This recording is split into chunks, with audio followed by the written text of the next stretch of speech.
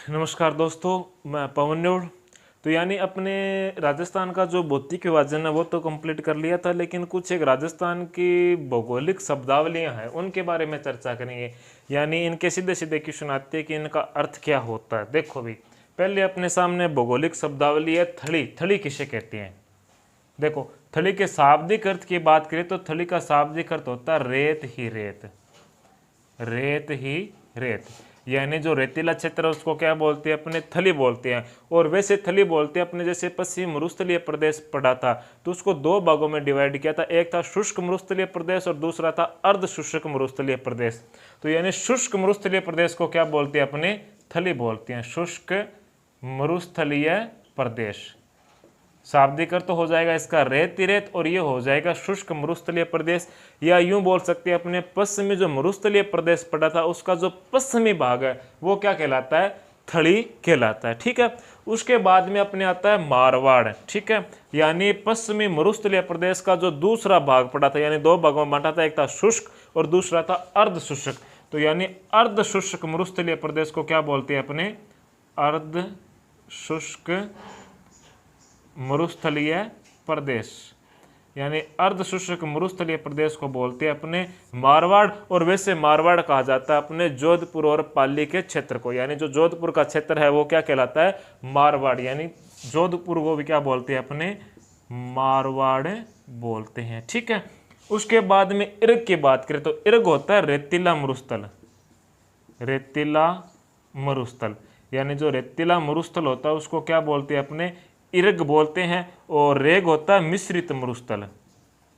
मिश्रित मरुस्थल। ठीक है। उसके बाद में हमादा की बात करें तो हमादा बोलते हैं पथरीला मरुस्थल को, पथरीला मरुस्थल। ठीक है।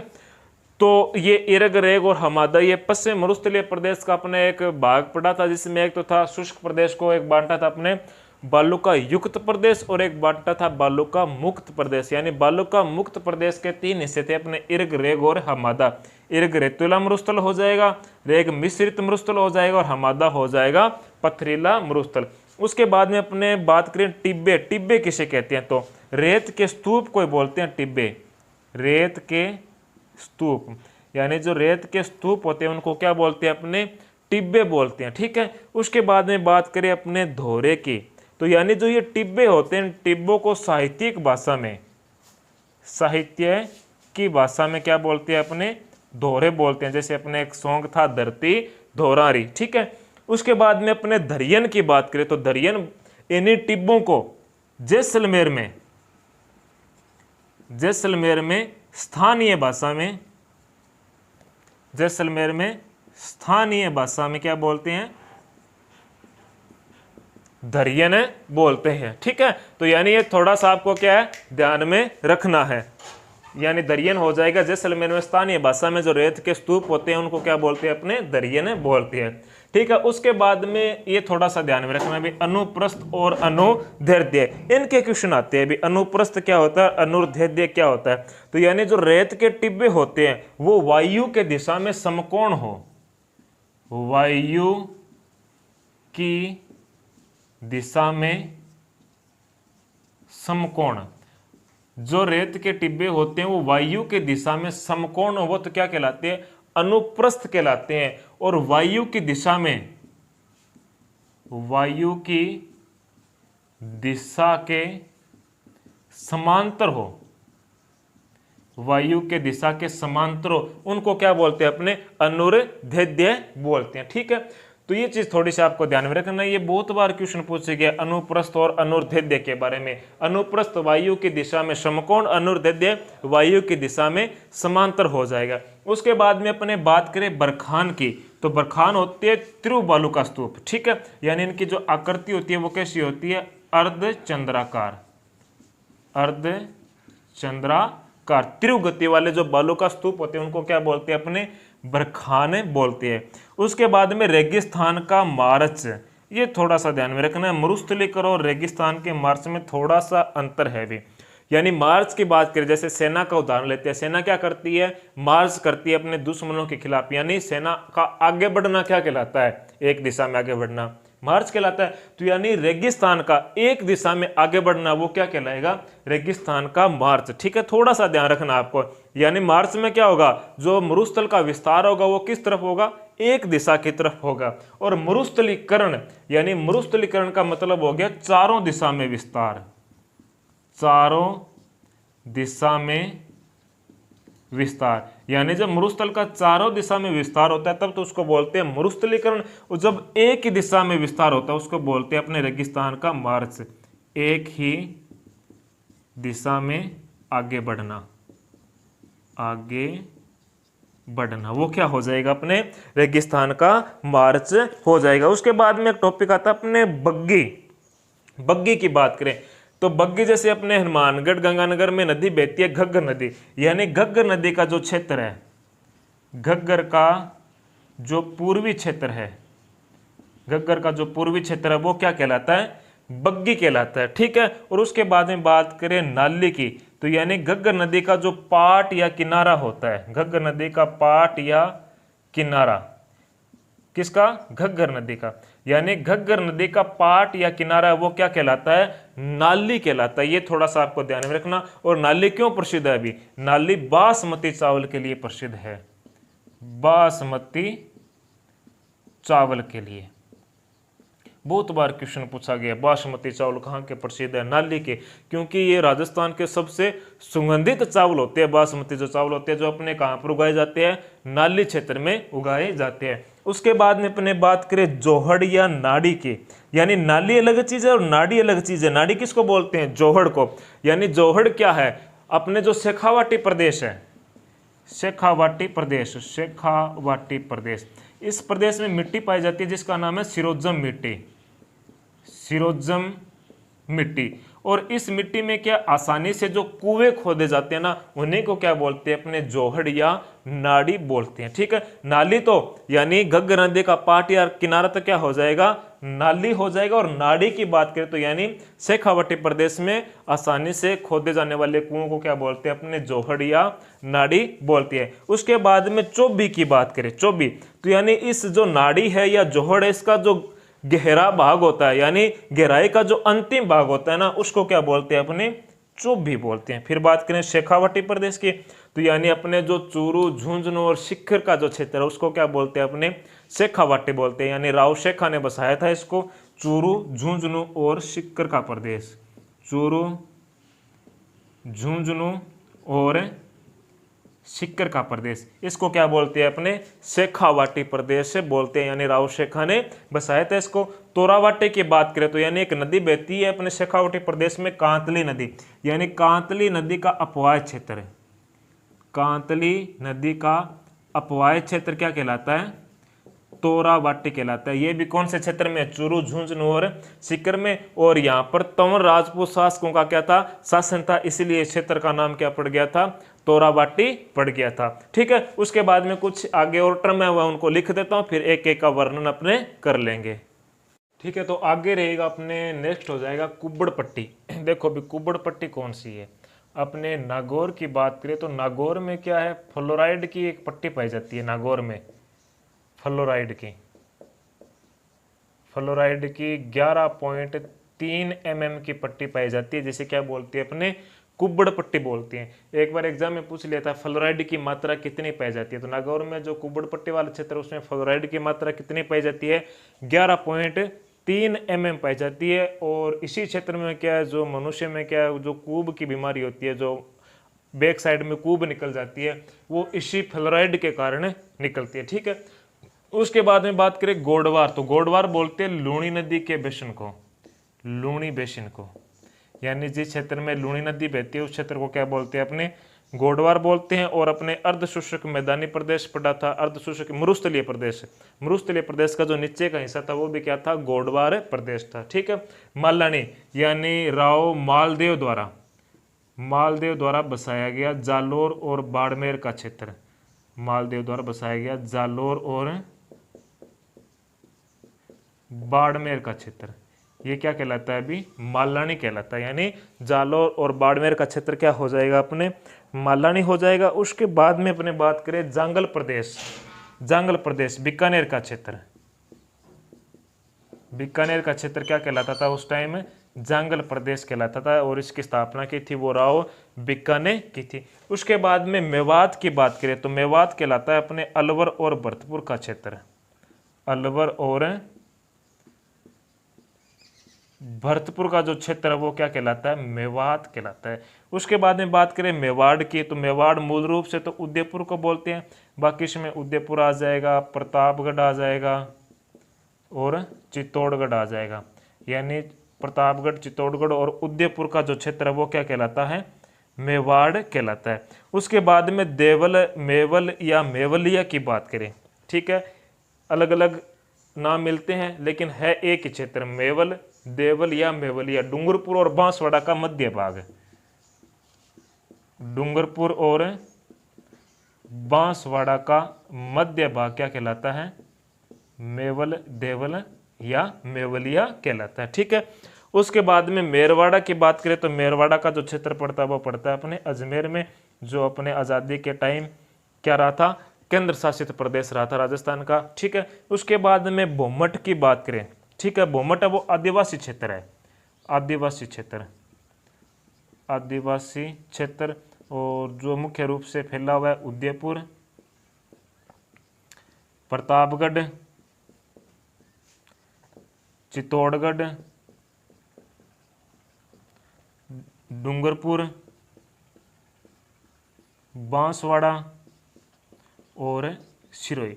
यानी उदयपुर, प्रतापगढ़, डूंगरपुर, बांसवाड़ा और सिरोही का जो पहाड़ियों का क्षेत्र है वो क्या कहलाता है? भोमट कहलाता है। और भोमट क्षेत्र में क्या अपने एक आंदोलन शुरू हुआ था जिसका नाम है एकी आंदोलन, जिसकी शुरुआत की थी मोतीलाल तेजावत ने, जिसे आदिवासियों का बाबूजी कहा जाता है, ठीक है। उसके बाद में बात करें अपने बीड़ की, बीड़ किसे कहते हैं? ये भी एक बार एग्जाम में पूछा गया था, अभी बीड़ क्या होता है? तो यानी एक तो अपने हो जाएगा अजमेर, और एक हो जाएगा बीकानेर, अजमेर, बीकानेर और शेखावाटी। अजमेर, बीकानेर और शेखावाटी प्रदेश में जो घास के मैदान होते हैं, घास के मैदान, उन घास के मैदानों को क्या बोलते हैं? अपने बीड़ बोलते हैं। थोड़ा सा ध्यान रखना भी बीड़ के बारे में, जो ये घास के मैदान होते हैं। हाड़ौती की बात करें तो हाड़ौती बोलते हैं अपने कोटा, बूंदी, बारा और झालावाड़ के क्षेत्र को। कोटा, बूंदी, बारा और झालावाड़ के क्षेत्र को क्या बोलते हैं? अपने हाड़ौती बोलते हैं। उसके बाद में एक तो बांगड़ प्रदेश आता है और एक आता है बागड़ या बागबार प्रदेश। ये वैसे तो मैंने पहले भी चर्चा की थी इसके बारे में, फिर भी देख लो। जो बांगड़ प्रदेश है ये तो कहलाता है शेखावाटी प्रदेश। शेखावाटी प्रदेश को क्या बोलते हैं? अपने बांगड़, जिसमें कौन से जिले आते हैं? चूरू, झुंझुनू और सीकर जिले आते हैं, ठीक है। और बागड़ा ये हो जाएगा डूंगरपुर, बांसवाड़ा और प्रतापगढ़ का क्षेत्र, यानी ये 56 का मैदान भी जिसे कहा जाता है, ठीक है। यानी बागड़ या बागबार प्रदेश है वो तो डूंगरपुर, बांसवाड़ा और प्रतापगढ़ हो जाएगा, और बांगड़ प्रदेश है वो कौन सा हो जाएगा? शेखावाटी प्रदेश, यानी चूरू, झुंझुनू और सीकर वाला क्षेत्र हो जाएगा। थोड़ा सा समझाने के लिए मैंने बताया था, जिसके ऊपर चंद्र बिंदु लगी है वो ऊपर वाला क्षेत्र हो जाएगा, जिसपे नहीं लगी है वो क्या हो जाएगा? अपने नीचे वाला क्षेत्र हो जाएगा। उसके बाद में बात करें काठल, यानी जो माही नदी है, माही नदी, माही नदी वो प्रतापगढ़ के मध्य से गुजरती है, माही नदी। तो यानी प्रतापगढ़ का जो क्षेत्र है वो क्या कहलाता है? काठल कहलाता है, ठीक है। इसलिए माही नदी को काठल की गंगा भी बोलते हैं, ठीक है। और यहाँ पर आदिवासी ज़्यादा निवास करते हैं तो आदिवासियों की गंगा भी बोलते हैं।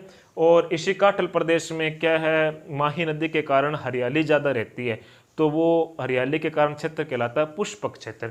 थोड़ा सा ध्यान में रखना चाहो तो रख लेना पुष्पक क्षेत्र। पुष्पक क्षेत्र एक बार एग्जाम में आ गया था, पुष्पक क्षेत्र कौन सा है? तो यानी काठल का जो क्षेत्र है वो पुष्पक क्षेत्र कहलाता है, जिसमें प्रतापगढ़, डूंगरपुर और बांसवाड़ा 3 जिले शामिल है, ठीक है। उसके बाद में अपने आ जाएगा मगरा, ठीक है। तो मगरा के बारे में चर्चा करते हैं कि मगरा क्या है। तो थोड़ा सा मगरा के बारे में अपने देख लेते हैं। यानी मगरा वो क्षेत्र हो जाएगा जहां पर उदयपुर की जरगा पहाड़ी स्थित है, जरगा पहाड़ी, जरगा पहाड़ी का क्षेत्र, और ये पड़ता है अपने उदयपुर में। तो यानी उदयपुर का जरगा पहाड़ी का जो क्षेत्र है वो क्या कहलाता है, मगरा कहलाता है। उसके बाद में आता है तल्ली। तल्ली और रन टाट डाड, ये थोड़ा सा इंपॉर्टेंट है, अभी तल्ली कई बार पूछा गया है, ठीक है। तल्ली होता है अपने रेत के स्तूपों के मध्य का भाग, ठीक है, उसको क्या बोलेंगे अपने, तल्ली।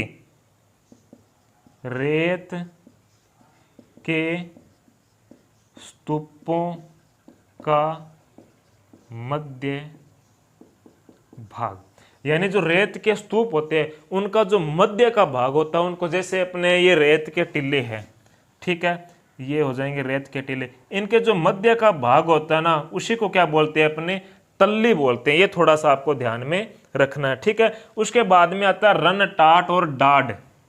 रन टाट डाड या मेहरो या खड़ीन, बहुत ज्यादा इंपॉर्टेंट है, अभी हद से ज्यादा इसके क्वेश्चन पूछे गए हैं। देखो रन यानी जो तल्ली है, तल्ली में जब क्या होते हैं, जैसे तल्ली क्या था, ये अपने जैसे दो रेत के स्तूप है, इनके मध्य क्या जब वर्षा होती है तो पानी इकट्ठा हो जाता है, और पानी इकट्ठा होने के बाद में जब ये पानी सूख जाता है तो यहाँ पर क्या की जाती है, कृषि की जाती है, ठीक है। इसी क्षेत्र को क्या बोलते हैं अपने, रन बोलते हो। यहाँ पर जो कृषि होती है कृषि के प्रकार को बोलते हैं अपने खड़ीन, मेहरो या टाट या डाट बोलते हैं, ठीक है। तो यार ये रन टाट डाट मेहरो या खड़ीन क्या हो जाएगा, तल्ली का जो नीचे का क्षेत्र होता है वर्षा के कारण वहां पर क्या जो खेती की जाती है उसी को क्या बोलते हैं अपने, रन टाट डाट मेहरो या खड़ीन बोलते हैं। और खड़ीन कृषि का जो सर्वप्रथम प्रचलन किया था वो किया था अपने जैसलमेर के ब्राह्मण थे, पालीवाल ब्राह्मण। पालीवाल ब्राह्मण, यानी इस कृषि की जो शुरुआत की थी वो किसने की थी, अपने जैसलमेर के पालीवाल ब्राह्मणों ने की थी, ठीक है। उसके बाद में बात करें अपने आडा वट्टा। आडा वट्टा, आडा वट्टा का शाब्दिक अर्थ होता है आड़ा खंबा, आड़ा खंबा, ठीक है। और जो आडा वट्टा वो अरावली का स्थानीय नाम है, अरावली का उदयपुर में स्थानीय नाम, उदयपुर में स्थानीय नाम, यानी उदयपुर में जो अरावली है उसको आडा वट्टा के नाम से जाना जाता है, ये थोड़ा सा आपको ध्यान में रखना है। और आडा वट्टा का शाब्दिक अर्थ होता है आडा खंबा। उसके बाद में बात करें आडा वल्ला की, तो अरावली को बूंदी में स्थानीय नाम से जाना जाता है, यानी अरावली का बूंदी में क्या हो जाएगा, स्थानीय नाम, अरावली का बूंदी में स्थानीय नाम, स्थानीय नाम, यानी बूंदी में जो अरावली है उसको किस नाम से जाना जाता है, आडा वल्ला के नाम से जाना जाता है। उसके बाद में नाल या दर्रा, यानी पर्वतों के बीच की जो दरारें होती है उसको क्या बोलते हैं अपने, नाल या दर्रा बोलते हैं, ठीक है। उसके बाद में कुछ एक और शब्दावली है उनके बारे में चर्चा कर लेते हैं। उसके बाद में देखो भी लघु माउंट आबू, लघु माउंट आबू की बात करें तो बाड़मेर में अपने पहाड़ियां पड़ती है, 56 की पहाड़ियां, 56 की पहाड़ियां बाड़मेर में पड़ती है, और इन्हीं को कहा जाता है अपने लघु माउंट आबू। यानी बाड़मेर की जो 56 की पहाड़ियां उनको क्या बोलते हैं अपने, लघु माउंट आबू बोलते हैं। और यहाँ पर प्रसिद्ध जैन मंदिर भी है भी इसी क्षेत्र में, नाकोड़ा के जैन मंदिर, नाकोड़ा के जैन मंदिर इसी क्षेत्र में पड़ते हैं अपने, ठीक है। उसके बाद में हल्देश्वर महादेव का मंदिर भी स्थित है, यहाँ पर कई बार पूछ लेते हैं हल्देश्वर महादेव का मंदिर, हल्देश्वर महादेव का मंदिर, हल्देश्वर महादेव का मंदिर भी कहाँ पे पड़ता है, इसी क्षेत्र में पड़ता है। और उसके बाद में बात करें तो उस टाइम में इस क्षेत्र को मेवा नगर के नाम से भी जाना जाता था, मेवा नगर, मेवा नगर, ठीक है। उसके बाद में अपने बात करें पीवना की, पीवना शब्दावली, तो यानी पीवना क्या है, अपने पश्चिमी शुष्क मरुस्थलीय प्रदेश है, वहाँ पर एक क्या विषैला सर्प पाया जाता है, और ये व्यक्ति को क्या डसता नहीं है, डसता नहीं है, ठीक है। ये पीवना सर्प की खासियत है, ये क्या किसी व्यक्ति को डसता नहीं है, जबकि क्या करता है ये व्यक्ति के नाक के पास जाकर उनकी सांसों में क्या जहर घोल देता है, जिससे व्यक्ति की क्या हो जाती है, मृत्यु हो जाती है। उसके बाद में समगांव की बात करें तो समगांव जैसलमेर में पड़ता है, और ये क्या है, पूर्णतः वनस्पति रहित गांव है, वनस्पति रहित गांव, ठीक है। ये थोड़ा सा आपको ध्यान में रखना है, समगांव का क्वेश्चन काफी बार पूछा गया है। और राजस्थान में जो न्यूनतम वर्षा वाला गांव है, यानी यहाँ पर वर्षा होती नहीं है, तो वो भी कौन सा हो जाएगा अपने समगांव हो जाएगा। उसके बाद में आलगांव, आलगांव भी जैसलमेर पड़ता है। एकमात्र जीवाश्म पार्क मिली है अभी यहाँ पर, एकमात्र जीवाश्म पार्क है। जीवाश्म पार्क कहाँ से मिला है? आलगांव से मिला, जो कहाँ पे पड़ता है अपने जैसलमेर में पड़ता है। ठीक है। उसके बाद में मावठ की बात करें तो यानी मावठ पश्चिमी विक्षोभ या भूमध्य सागरीय चक्रवातों से होने वाली वर्षा को, यानी जो सर्दियों के टाइम में अपने भूमध्य सागरीय चक्रवातों या पश्चिमी विक्षोभ से जो वर्षा होती है उसको क्या बोलते हैं अपने मावठ बोलते हैं, या फिर इसका दूसरा नाम आता है गोल्डन ड्रॉप्स, यानी इसको गोल्डन ड्रॉप्स के नाम से भी जाना जाता है। गोल्डन ड्रॉप्स, सुनहरी बूंदे, ड्रॉप्स, गोल्डन ड्रॉप्स के नाम से भी इसको जाना जाता है। उसके बाद में सीवी देश के बारे में बात करें, बहुत बार क्वेश्चन पूछा गया है अभी हाई लेवल तक की वैकेंसी में, सीवी देश किसे कहते हैं? तो यानी जब अपने जनपद काल चल रहा था, यानी जनपद काल के दौरान जो अपना उदयपुर और चित्तौड़गढ़ का क्षेत्र था ना, उदयपुर और चित्तौड़गढ़ का क्षेत्र, उसको सीवी जनपद के नाम से जाना जाता था। ठीक है, सीवी जनपद। और इसकी जो राजधानी थी ना वो क्या थी? मजमिका या नगरी थी, यानी जो चित्तौड़ को कहते हैं वर्तमान में। चित्तौड़ का जो नाम था वो क्या था? पहले मजमिका या नगरी था, जो सीवी जनपद की क्या थी? राजधानी थी। और सीवी देश का उस टाइम 2-3 नाम और भी मिलते हैं, जैसे मेघवाट, मेघवाट, ठीक है, प्रागवाट, ये नाम भी यहाँ के अपने सीवी जनपद के मिलते, क्योंकि यहाँ पर एक जनजाति पाई जाती थी, मेव जनजाति। मेव जनजाति के कारण क्या इसका ये नाम पड़ा था। उसके बाद में बात करें अपने राठी। राठी वैसे गाय की नस्ल भी बहुत प्रसिद्ध है राठी, लेकिन राठी क्या है? यानी बाड़मेर, बाड़मेर, जैसलमेर और बीकानेर का जो पश्चिमी क्षेत्र है, यानी बाड़मेर, जैसलमेर और बीकानेर का जो पश्चिमी क्षेत्र है उसको क्या बोलते हैं? अपने राठी बोलते हैं। ठीक है। उसके बाद में बात करें अपने अंतगोचर की, तो अपने जो सांबर झील है, सांबर से लेकर और सिक्कर तक का जो क्षेत्र है ना वो क्या कहलाता है?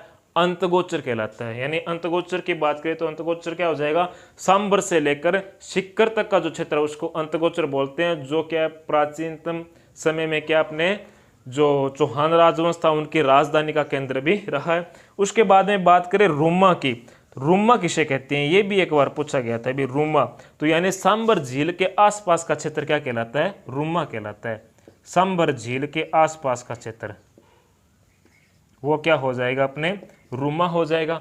उसके बाद में देखो प्राचीन काल में कुछ एक क्षेत्र है उनके अलग अलग नाम रहे थे। जैसे आपसे पूछ ले कि नंदग्राम किसे कहा जाता है, तो नंदग्राम किसका प्राचीनतम नाम था? कोटा का, यानी कोटा को प्राचीन काल में नंदग्राम के नाम से जाना जाता था। बूंदी को बूंदावती के नाम से जाना जाता। ठीक है। और झालरापाटन को ब्रजनगर के नाम से प्रसिद्ध था ये, और शेरगढ़ को कहा जाता था बरसाना। ठीक है। उसके बाद में बात करें करौली, करौली को प्राचीन काल में गोपालपाल के नाम से जाना जाता था। फिर आता है प्रतापगढ़, और प्रतापगढ़ को कहते थे प्राचीन काल में राधा नगरी। ठीक है। उसके बाद में बयाना के प्राचीनतम 2 नाम मिलते हैं, एक तो बदानक मिलता है और दूसरा मिलता है श्रीपंथ। ये थोड़ा सा ध्यान में रखना, बयाना के 2 नाम थे भी, श्रीपंथ और बदानक, और भीनमाल को बोलते थे श्रीमाल। ठीक है। उसके बाद में देखो भी ये क्वेश्चन बड़ा फेमस क्वेश्चन रहा है कि देश का नियोजित रूप से बसा हुआ पहला गांव कौन सा था? यानी अपने संपूर्ण भारत का नियोजित रूप से बसा हुआ पहला गांव कौन सा था? तो वो था थ्री शी गांव, जो कहाँ पे पड़ता है? अपने श्री गंगानगर जिले में पड़ता है, राजस्थान में। देश का नियोजित रूप से बसा हुआ पहला गांव। ठीक है। उसके बाद में मरुस्थल का प्रवेश द्वार, ये तो आपको पता ही है, जोधपुर को बोलते हैं। ठीक है। उसके बाद में कुछ एक मुसलमान शासकों ने क्या राजस्थान की रियासतों का नाम चेंज कर दिया था, उनके बारे में चर्चा कर लेते हैं। जैसे आमेर का नाम क्या कर दिया था? मोमिनाबाद कर दिया था। ठीक है। उसके बाद में उदयपुर का बात करें तो उदयपुर का नाम कर दिया था मोहम्मदाबाद। आमेर का मोमिनाबाद के साथ साथ इस्लामाबाद भी नाम रहा है। ठीक है। और सांचौर का नाम कर दिया था महमूदाबाद। थोड़ा सा ध्यान में रखना, उदयपुर का मोहम्मदाबाद, सांचौर का महमूदाबाद। ठीक है। जालौर का जलालाबाद हो जाएगा और चित्तौड़गढ़ का हो जाएगा खिजराबाद। ठीक है। तो ये हो जाएंगे मुख्य मुख्य इनके नाम। उसके बाद में देखो भी राजस्थान की जो कुछ एक क्षेत्र है और खुद राजस्थान है, इनकी औसत ऊंचाई पूछ लेते हैं, यानी समुद्र तल से इनकी औसत ऊंचाई कितनी है। तो राजस्थान की समुद्र तल से जो औसत ऊंचाई है वो है 370 मीटर, थोड़ा सा ये ध्यान में रखना है। उसके बाद में जो अपना उत्तर पश्चिमी मरुस्थलीय प्रदेश है उसकी औसत ऊंचाई हो जाएगी 350 से लेकर 400 मीटर। उसके बाद में पूर्वी मैदानी प्रदेश है तो पूर्वी मैदान की समुद्र तल से औसत ऊंचाई हो जाएगी 400 मीटर। और फिर अरावली की बात करें तो अरावली की समुद्र तल से औसत ऊंचाई है 930 मीटर। तो दोस्तों जो अपने एग्जाम में राजस्थान की मुख्य मुख्य भौगोलिक शब्दावली पूछी जाती है वो मैंने आपको करवा दी है, जो इंपॉर्टेंट है और जो एग्जाम में कई बार पूछी भी गई है और पूछे जाने योग्य है। ठीक है, तो नमस्कार दोस्तों, धन्यवाद।